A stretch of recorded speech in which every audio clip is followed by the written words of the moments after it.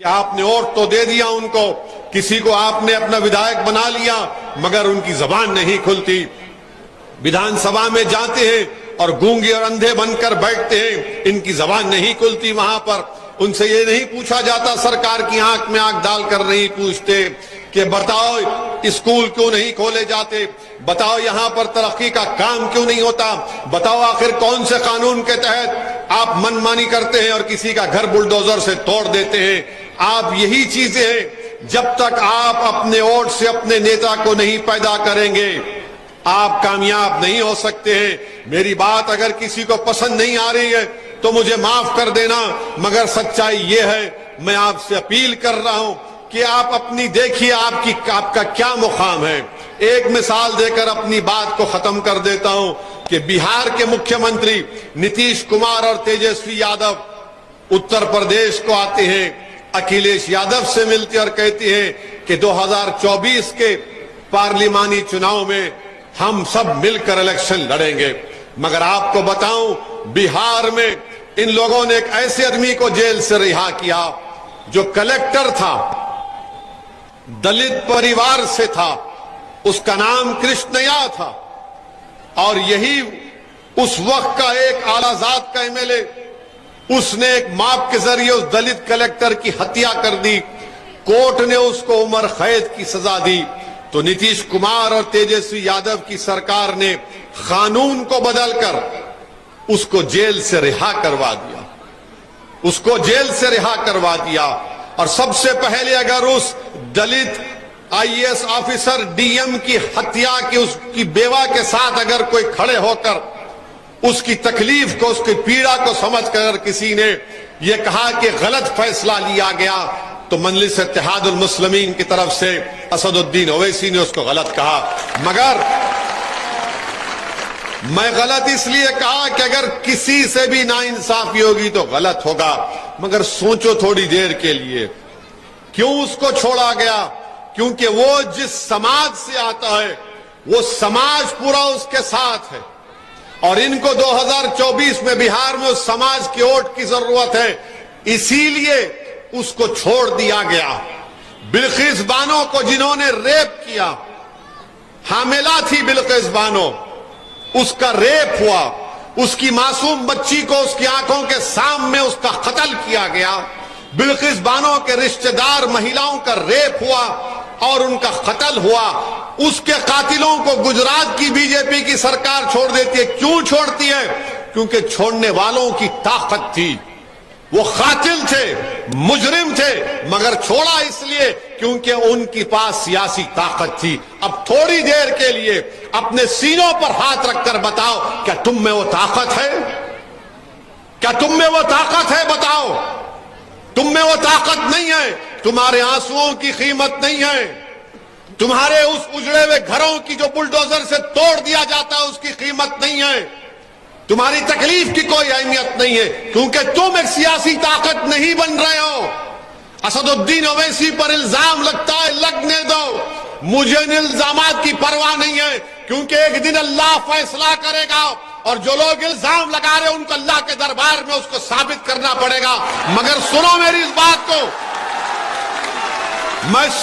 बात को, मैं तुम्हें ये इसलिए नहीं कह रहा हूं कि तुमको जज्बात में लाकर थालियां हासिल करो, मैं तुम्हारे थालियों का मोहताज नहीं, मैं तुम्हारा इत्तेहाद चाहता हूं, मैं तुम्हारी ताकत, तुमको ताकत बनते हुए देखना चाहता हूं कि मेरी आंख अल्लाह बंद करने से पहले उत्तर प्रदेश में आप एक सियासी ताकत बने। अरे अगर हर समाज का एक नेता हो सकता है तो आप क्यों नहीं हो सकते? क्यों नहीं हो सकते आप? क्या आप अखिलेश यादव की गुलामी करेंगे जिंदगी भर? क्या आप बीजेपी, योगी और मोदी से डर कर किसी का साथ देंगे?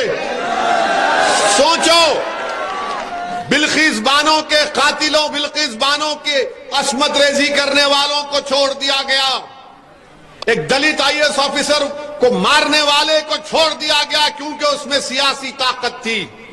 आज आप देख रहे हैं कि पुलिस की कस्टडी में हथकड़ियां, जंजीर लगी हुई है, उनको कत्ल कर दिया जाता है और कोई आवाज नहीं उठाता। और कौन आवाज उठाता है? जिसको बी टीम कहते वो आवाज उठाता है, जिसको गाली देते वो आवाज उठाता है, जिसके ताल्लुक से नहीं मालूम क्या क्या कहा जाता है, हम आवाज उठाते हैं। हम पूछते हैं कि कैसे हुआ? अरे ये समाजवादी का नेता अखिलेश यादव एयर कंडीशन कमरों में बैठकर एक फोन लेकर 280 वर्ड का ट्वीट कर देता है। अरे नाम तक नहीं ले सकता अतीक कौर अशरफ का, नाम नहीं ले सकता क्योंकि डरते हैं। अरे अगर माफिया है तो कहां कहां नहीं है माफिया का? सबसे उस तरह का सलूक किया जाएगा? अगर है तो इस्तेमाल करो कानून को। मगर ये जो उत्तर प्रदेश की सरकार ने ये जो पॉलिसी बनाई है कि गोली का जवाब गोली से देंगे, तो मैं उत्तर प्रदेश के मुख्यमंत्री से पूछना चाहता हूं कि गांधी को मारने वाले का नाम गोडसे था, गांधी को मारने वाले का नाम गोडसे था, तो गोडसे को पकड़ा गया और गोडसे पर मुकदमा चला और मुकदमा चलने के बाद कोर्ट से उसको फांसी की सजा दी गई। इसको बोलते कानून की कामयाबी। गांधी से बड़ा कोई नेता नहीं हो सकता इस देश में। गांधी से बड़ा बाबा साहब अंबेडकर थे, मगर गांधी को मारने वाले को हमने कोर्ट में केस चलाया। राजीव गांधी को बम छोड़ाने वालों को केस चलाया, जेल में रखा चेन्नई में। इंदिरा गांधी को मारने वालों को हमने केस चलाया और जेल में रखा और सजा दी। यह कानून की कामयाबी है, यह गुंडों की कामयाबी नहीं थी। और आप देख लो पाकिस्तान से अजमल कसब आया, बंबई की मुंबई की सड़कों पर खून की होली खेल रहा था। उसको जिंदा पकड़ने में हमारा एक बहादुर पुलिस का सिपाही शहीद हो गया। हमने अजमल कसब पर मुकदमा चलाया, कोर्ट ने सजा दी, उसको फांसी पर चढ़ाया। तो मुंबई के मुसलमानों ने कहा कि इस आतंकवादी को अपने कब्रिस्तान में दफनाने की जगह नहीं देंगे, तो जेल के किसी कोने में ले जाकर उसको दफन कर दिया गया। यह कानून की कामयाबी है। हम क्या कह रहे हैं कि कानून की कामयाबी हो, गोली की कामयाबी ना हो। देश चलेगा तो संविधान से चलेगा, देश चलेगा तो कानून के मुताबिक चलेगा। सजा देगी तो गोली नहीं, कोर्ट सजा देगी। अगर गोली से सजा दी जाएगी तो फिर बताओ इस देश में संविधान का क्या होगा?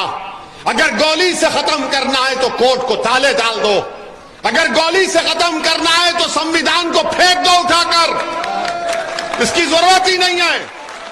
मेरे अजीज दोस्तों और बुजुर्गों, अगर मरने वाले का नाम अतीक और अशरफ नहीं होता, हमारा किसी का नाम राजू और राम भी होता, तो सदुद्दीन ओवैसी इसी तरह से मुखालिफत करता। क्योंकि मेरा मानना यह है कि भारत के लोकतंत्र में कामयाबी उस वक्त होगी जब संविधान कामयाब होगा, जब कोर्ट से सजा दी जाएगी, जब कानून के मुताबिक किसी का घर तोड़ा जाएगा। मनमानी नहीं होनी चाहिए। अब आप बताइए, एक मुख्यमंत्री हैं, धर्मगुरु भी हैं, और वो विधानसभा में खड़े होकर गुस्से में लाल पीले हो जाते हैं, मिट्टी में मिला देंगे, मिट्टी में मिला देंगे। क्या ये जेब देता है एक मुख्यमंत्री को, एक धर्मगुरु को, कि बोले कि हम मिट्टी में मिला देंगे? अरे हम तो मिट्टी से, हमारे रब ने हमको बनाया, हमारे रब ने हमको मिट्टी से बनाया। तो शैतान ने कहा कि मैं सजदा नहीं करूंगा तू, क्योंकि तूने मुझे आग से बनाया। तो अल्लाह ने कहा निकाल, हम मिट्टी से बनाए गए मिट्टी में ही जाएंगे। मुख्यमंत्री जी, हम इस मिट्टी में पैदा हुए, हमारी मां ने हमको 9 महीने अपने कोख में रखा, इसी मिट्टी में पैदा किया। जब अल्लाह की तरफ से बुलावा आएगा, इसी मिट्टी में जाएंगे और इसी मिट्टी से उठाए जाएंगे कब्रें जब खुलेंगी। मेरे अजीज दोस्तों और बुजुर्गों, अफसोस होता है कि भारत के इतने बड़े प्रदेश के मुख्यमंत्री हैं, दूसरी मर्तबा मुख्यमंत्री बने हैं, और उनके अतराफ में लोग कहते हैं कि वो भारत के कभी प्रधानमंत्री बनना भी चाहते हैं।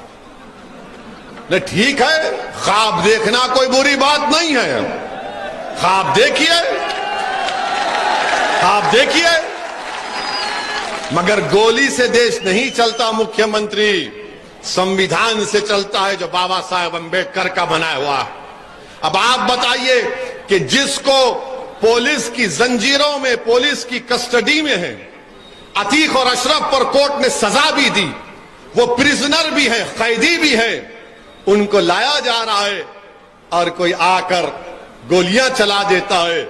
मुख्यमंत्री, हम पूछना चाहते हैं कि गोली का जवाब अगर गोली है तो फिर उस वक्त पुलिस खामोश तमाशाई बनकर क्यों बैठी थी? क्यों खामोश तमाशाई बनकर बैठी थी? और गोलियां मारे, और गोलियां बेहतरीन तरीके से मारे। ट्रेनिंग दी गई थी। मैं नहीं कह रहा हूं, हिंदुस्तान टाइम्स अखबार उठाकर देख लो, एक आईजी के पुलिस ऑफिसर रिटायर्ड कह रहे हैं कि उन्होंने उन दोनों की हत्या करने से पहले, कत्ल करने से पहले, मर्डर करने से पहले कम से कम प्रैक्टिस में 500 गोलियां इस्तेमाल की होंगी।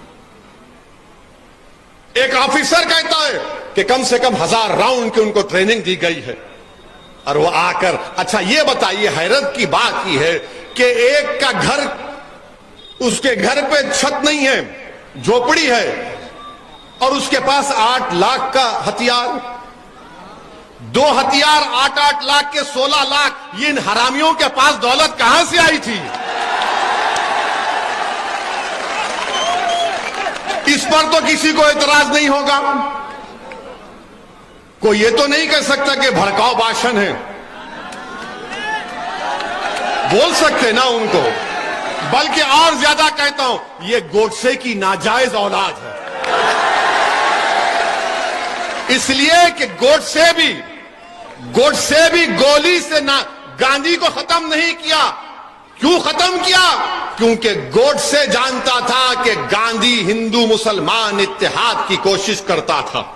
तो गोडसे को पसंद नहीं आया, बोले गोली मारो इसको।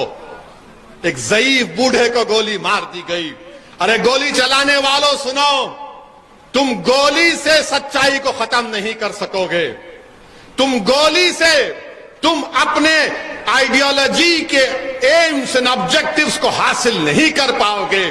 तुम गोली नहीं चला रहे हो, तुम संविधान पर गोली चला रहे हो, तुम देश की अदालत पर गोली चला रहे हो, तुम उन बहादुर पुलिस वालों पर गोली चला रहे हो जो देश में जितने गुंडे हैं, माफिया, उनको कानून के तहत सजा दिलाना चाहते हैं। मगर ये काम हो गया और उन्होंने क्या किया? गोलियां चलाई, हथियार फेंका, सरेंडर सरेंडर सरेंडर। इनको ट्रेनिंग दी गई थी, इनको बताया गया था कैसा हथियार फेंको और सरेंडर सरेंडर और नारे लगाओ जेएसआर का, और उन्होंने किया और उसके बाद लेकर चले गए। मैं पूछना चाहता हूं हमारे उत्तर प्रदेश के मुख्यमंत्री से, अखिलेश यादव तो गूंगे हो गए, बोलते ही नहीं इस मामले में। समाजवादी के नेता कुछ नहीं बोलते, मगर जब चुनाव आएगा तो बोलेंगे ओवैसी की बात का भरोसा मत करो, वो फुला टीम है। अरे मैं बी टीम हूं, डी टीम हूं, ई टीम हूं, एफ टीम हूं, मैं अलीफ बे ते से जीम चीम पुरल तब पूरी टीम हूं। अरे बताओ तुम कौन सी टीम के हो? तुम्हारा मुंह नहीं खुलता, तुम्हारा मुंह ही नहीं खुलता। ये टीम फुलान टीम। हम ये पूछना चाहते हैं उत्तर प्रदेश के मुख्यमंत्री से कि मरने वाले ने खत लिखा था जिसमें उसने कहा कि अगर मेरी हत्या होती है तो फुला आदमी जिम्मेदार है। मुख्यमंत्री लेटर आपको मिल गया होगा, नाम तो बताइए, नाम तो बताइए, कौन है वो? नाम तो बताइए।